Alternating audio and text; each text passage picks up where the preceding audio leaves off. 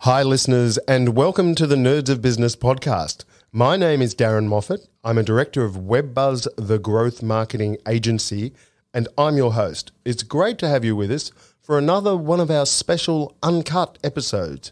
As I mentioned previously, Season 1 on branding has concluded, and we're currently in production for Season 2 of Nerds of Business, which will be on the theme of product development.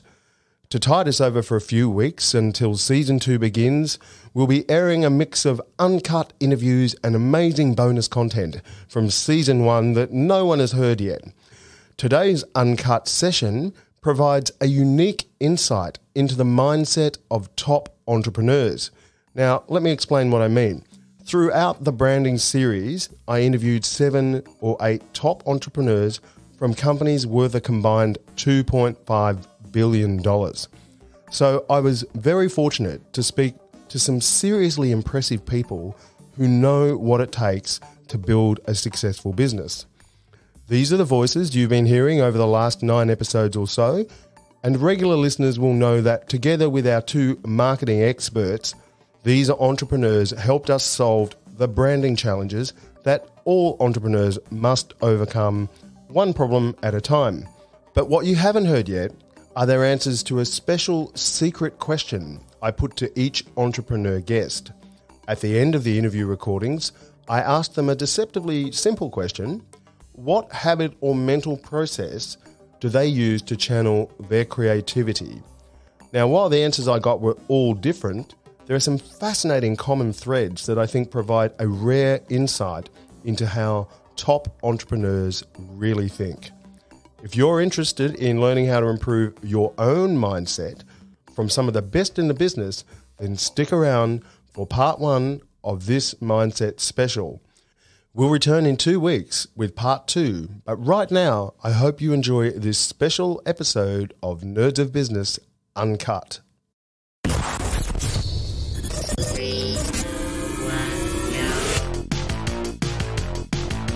I love data. I love kind of what you can do with data. You need to have systems, you need to have structure. You're going to get chopped to pieces. Enthusiasm is unstoppable. We kind of hit a point where we were like, we need another lever. Surround yourself with people who are smarter than you and richer than you. This is Nerds of Business. The first entrepreneur in today's Mindset Special is Fred Shyvesta. Now, Fred was amazing to talk to. He's the co-founder and CEO of Finder.com.au. Those listeners in Australia will be very familiar with Finder. They're a $250 million internet business, and they're a leader in the field of financial and product comparison. Fred is also listed at number 22 on the AFR Young Rich list as well. Have a listen to what Fred says about how he gets into peak creative flow. I find that most top entrepreneurs and business people are deep thinkers and often with a restless mind. Whether it's meditation or a nice bottle of red wine, do you have a mental habit or process that you've used over the years to channel your creativity? You know, I think in the beginning, I was not as intentional, and I didn't know how to get myself into peak flow. I think that's what you're talking about. Yep. And I think it's taken me a long time, but I started to study that. I said, when do I get those moments? And for me, I think it's I put a pair of shoes on and I just go for a run. Yep. I don't listen to any music, and I don't go with other people. Mm-hmm. And I'm not trying to talk to anyone, and I'm just trying to go to a certain distance, and I'm going to come back. And then I go the same route. You know, I'm not there. That's not my purpose. My purpose is to calm the mind. You know, some people have the shower. The shower is their place. For me, shower's too intense. It's all this stuff going on. Like, yeah, it's right. Flying at me, and I'm like, oh, that's not my place. Yep. I think for me, and this is just me personally, so for me, energy and movement is a big thing. You know, I'm quite like you say, a restless person, and I need to gain energy and to put out energy, and so I need movement. Yeah. It's just, I think I have that restlessness. That would have been probably term something in the past as a child. But then when do you lean into that? For me personally, that's when throughout that process there will be, and the way I approach this is I ask myself one question and I don't know the answer. And I just let my subconscious dwell on it. And I just keep asking myself the question, how am I going to do this?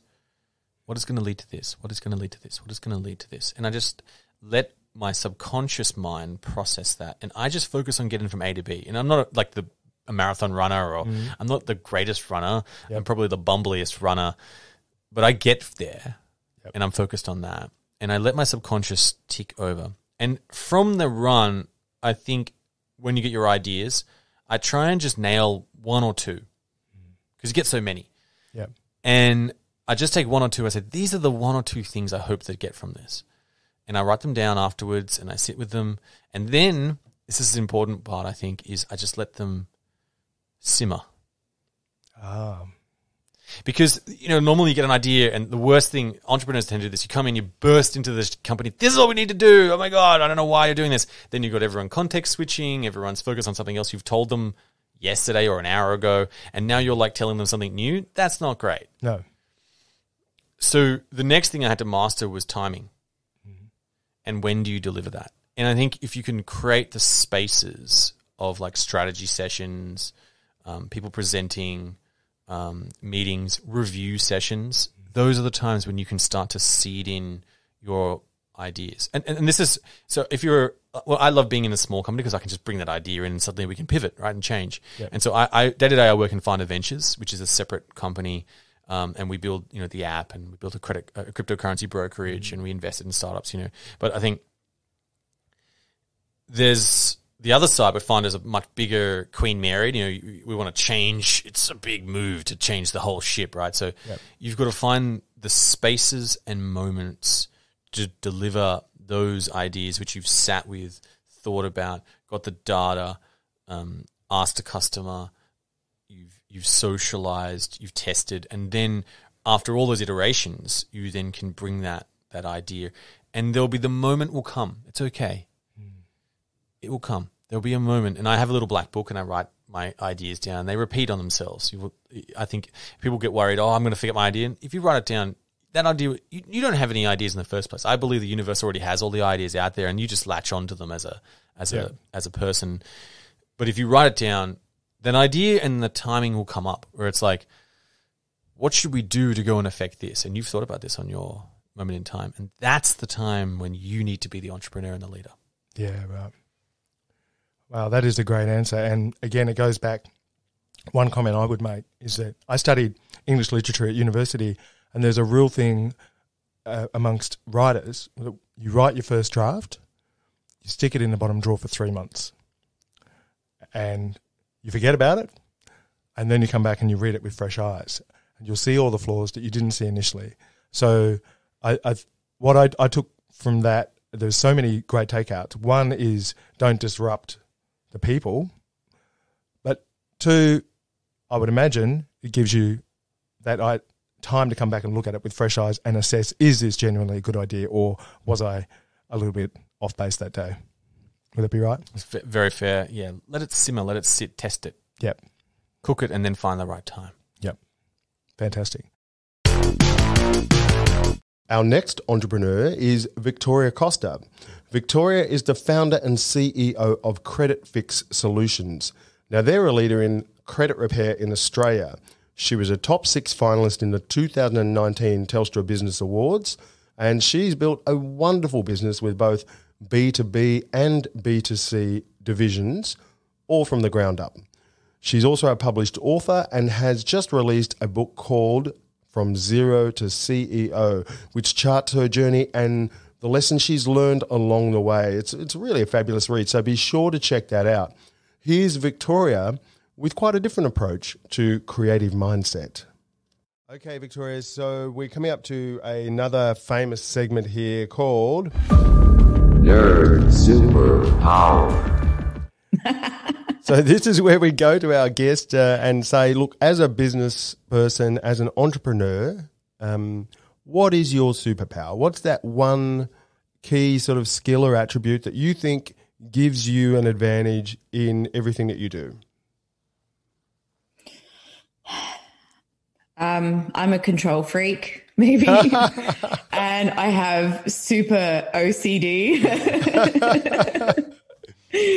A control freak. Yeah, it's a new superhero. I'm going to get a cape and everything. I'm just very. I love routine. Yeah. I spent years going through a divorce and things like that, so I had to drag myself up off the floor, and I had to start again. And I started that with working on myself, and then I could apply that to my business. So myself personally, I'm not, Tony Robbins. I like chocolate and wine way too much, but it's about structure, and I'm very, very good at that. And I'm also very great at waking up at 3 a.m.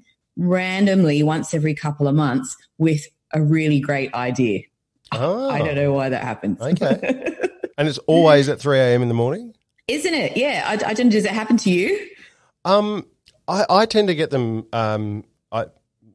Sounds a bit weird, but I get a lot of my ideas in the shower.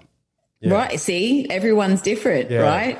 Yeah. Mine is I'll have an early night and just randomly, 3, 4 in the morning, wake up, and I mean like really awake, and then I just have to go and write stuff down. So wow. I mean, if that happens, whether it's in the shower, I've never heard that one before, or 3 a.m. in the morning, it's important to write that stuff down. And do you have a particular, aside from those kind of random creativity early morning attacks, do you have a process or a habit that you do to stimulate that creativity? Like, do you, whether it might be sort of walking or? Yeah, it's walking for me. Mm-hmm. Yep. It's exercise. Like every day, if you're not doing exercise, I find that creativity, that little switch doesn't come on. Exercise every day. I'm trying to tell people, it's stressful running a small business. It's really stressful. And there's lots of growing pains. And, I've spent years now working all hours God sends. And so getting yourself to sleep at a decent time and getting in some exercise, even just to walk, a bit of sunlight, and you'll suddenly, like, all these ideas will come to you, Yeah, but you can't just sit around and expect it to just happen. Well, you can't. And I mean, the thing, I think it's really good that these days people talking more openly in the media and so on about burnout and depression, and that is a real risk for business owners, because it's all on their shoulders, and often the solution to a problem or declining sales or whatever is just to work harder and harder and harder, and that only ends up in a bad place. And that's not how we should see it, right? I read a great book which I think everyone should read by what's her name? Ariana Huffington, Huffington Post. Yep. And that helped me immensely because she actually worked herself to a point where she collapsed and smacked her head on the side of a desk and woke up with like blood everywhere because she was doing 17-hour days. And I think at that point I was probably in year 3 going into year 4, and I was doing all the travel and all the events. I had 6 months where I was sick. So I was on antibiotics. I was having flus all the time. I think just all the travel is just gross, too many people. I was taking vitamin C. I was still sleeping well. I was still going for walks. But, and I found myself bragging, messaging friends going, I can't meet up. I'm too busy. And that is not why, you should be doing this, or you shouldn't think that that's okay. Yeah. You need to have systems, you need to have structure, you need to think, what can you delegate out? Can you even get just like a part-time VA? I had a part-time VA, and this huge weight lifted off my shoulders, and she only costed me like $10, $15 an hour, and she's still with me now full-time, and she's pretty much getting the same as someone does in Australia, right? So you build these things up, but delegating out's really important. And even if you're sleeping well, don't go around bragging you've done 17 hours. Maybe at first you will be, but you shouldn't down the track. Yeah, couldn't agree more. And our final entrepreneur in the first installment of the Mindset Special is Pico, the founder of international food brand Pic's Peanut Butter. Pix is a $30 million business run out of Nelson in New Zealand, and Pick himself is a seasoned entrepreneur who's owned and run a diverse array of ventures spanning a 40-year career in business. Interestingly, when it comes to mindset and channeling creativity, Pick takes a rather contrarian view. This is more of an entrepreneurial mindset. Now, in my little pet theory, for what it's worth, is that most top entrepreneurs are actually deep thinkers. They've got a very restless mind, usually. And I'm interested, whether it's a meditation or an occasional bottle of nice red, do you have a mental habit or a process that you've used to channel your creativity over the years? Well, I get a lot of people, coming to see me with great ideas and asking what I think about their great ideas. I think thinking about stuff is of limited value, Okay. Everybody has great ideas, but I think the difference between people who have great ideas and entrepreneurs is doing something, Yep. If you just have your idea and, keep thinking about it forever, I think actually getting in and doing something is and that's what I think people, need to do. Get off your bum, do something. Yep. Just try it out, Yep. And scalability, I think, is one of the greatest things you can have in any business. If your business is scalable, you've got real opportunities. That's right. Finding that market, I think, is a really important. Finding a market opportunity that is scalable. Yeah. Yeah. And start making something and then think, okay, I can make this bigger. It doesn't matter if it costs you a fortune to find out whether the market's there. Well, it does. You don't want to spend $1 million. Yeah. You really want to, spend a few bucks and then you can find if the market's there, and then you start building, your capacity.